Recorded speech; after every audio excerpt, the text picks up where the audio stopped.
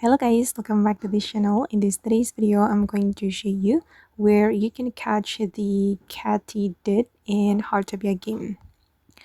Okay, let's get into it guys. So the Katydid is one of the insects in Heartopia, and if you want to catch it, you need to go to the Amethyst beach right here.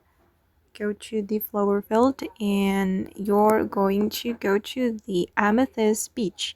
Okay, and this is the Katydid. I'm going to catch this insect. Oh, it's like the grasshopper. Okay, done. I've just catched the Katydid.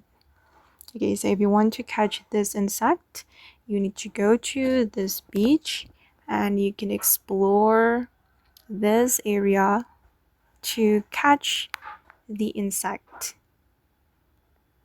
Okay, and for my level guys, I think I need to show you my insect catching hobby level. I'm level 4 right now, and yeah, if you want to catch it guys, make sure that your level is high enough.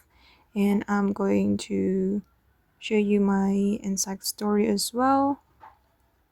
I'm going to show you the information about the Katydid.